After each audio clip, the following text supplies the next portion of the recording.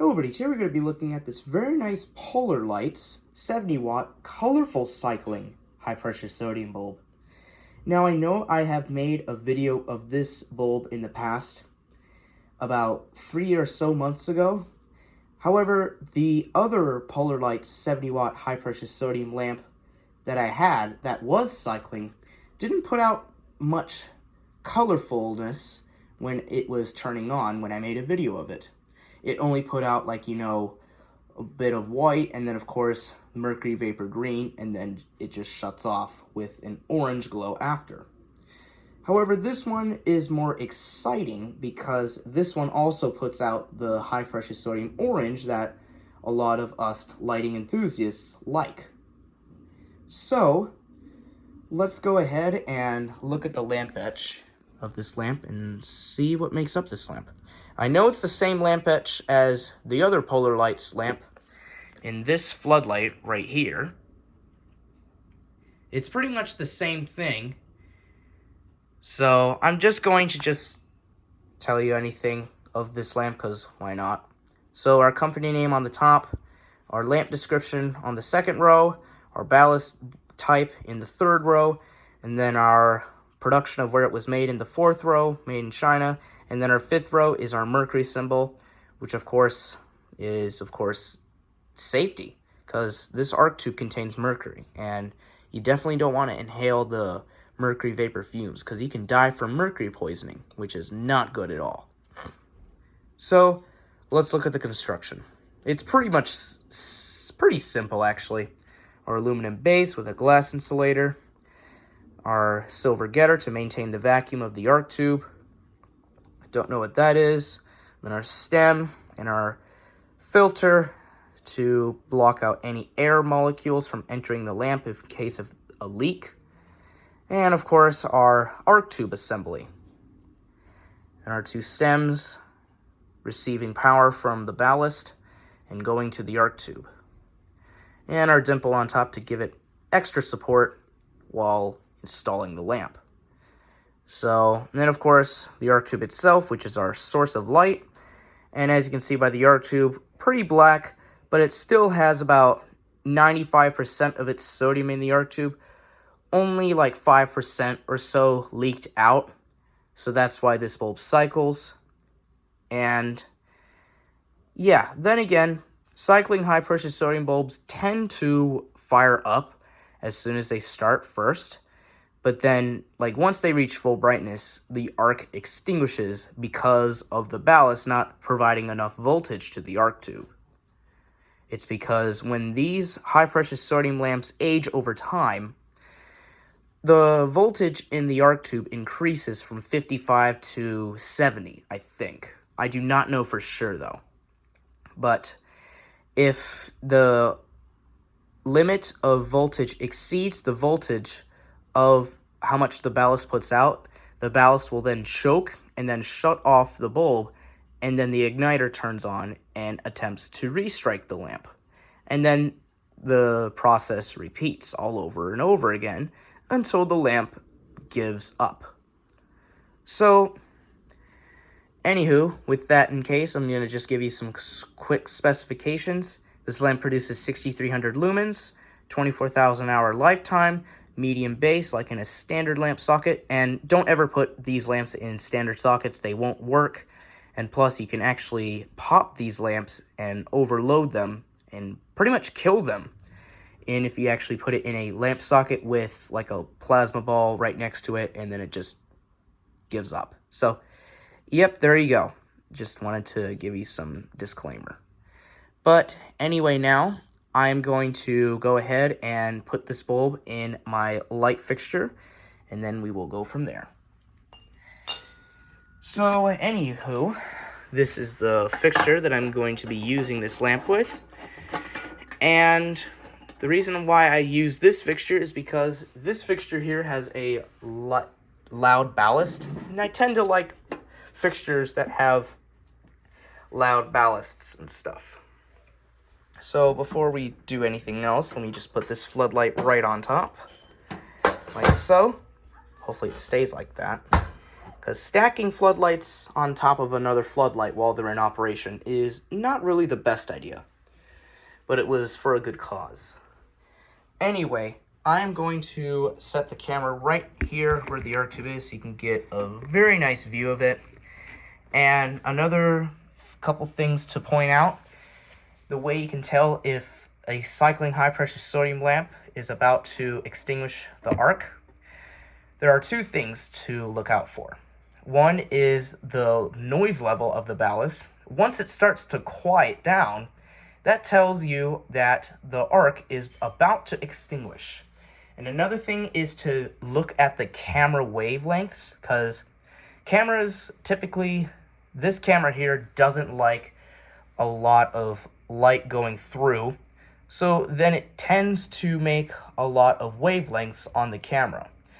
And the way you can tell if the arc is about to extinguish is if the line separating the waves is about to open up, like expand, make it bigger, like a thicker line. If that happens, then the lamp will extinguish. So, with that being said, I'm going to fire this lamp up and you'll see what I mean in just a few moments. Here goes nothing.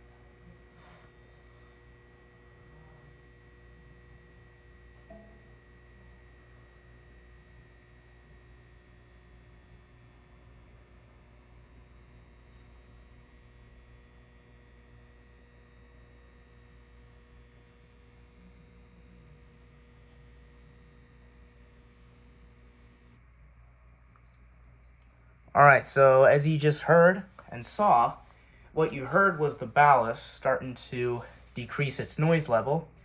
And as you saw on the camera, the wavelengths, the lines that were separating each wave was expanding.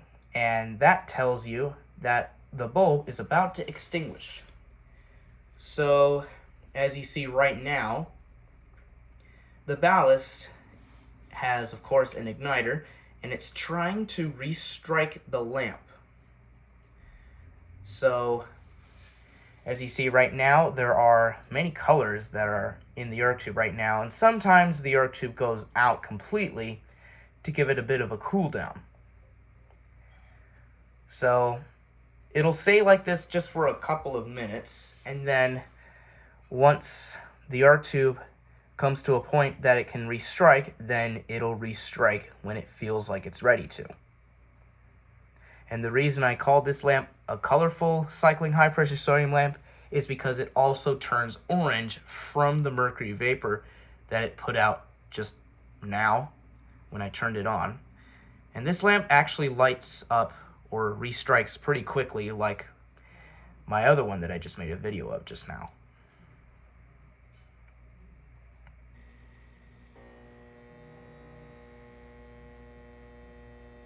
So we'll watch this lamp restrike and recycle one last time.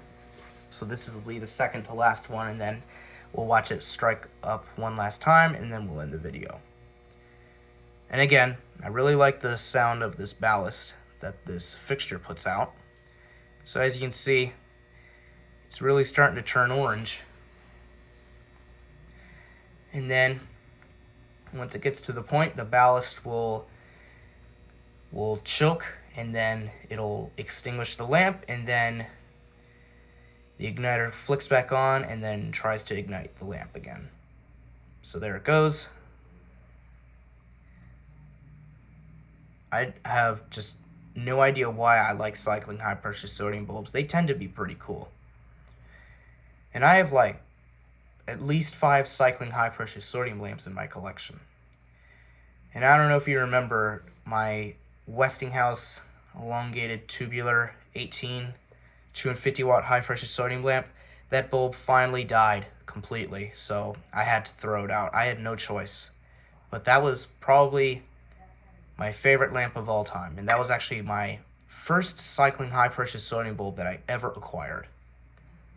And I don't know if I just heard that crack, but it can't be anything with the bulb. But anyway, as you see, the arc tube is completely off right now, but the igniter is trying to give it some life.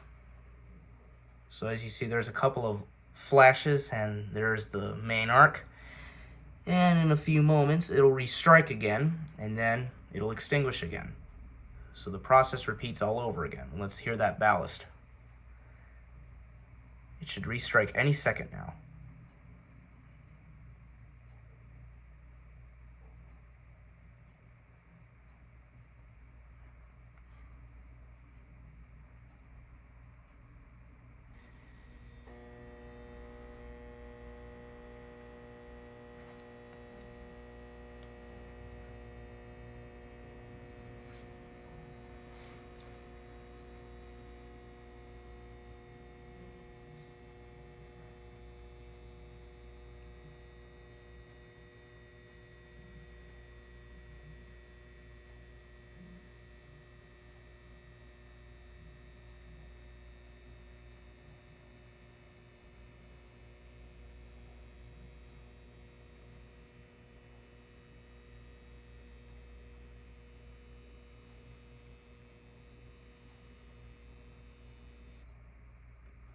Alright guys, so that was it. Really hope you enjoyed this video of this very nice PolarLites 70 watt colorful cycling high pressure sodium bulb. That's the nickname I am calling this lamp, because as you saw, it just put out more colors than usual when a cycling high pressure sodium lamp occurs.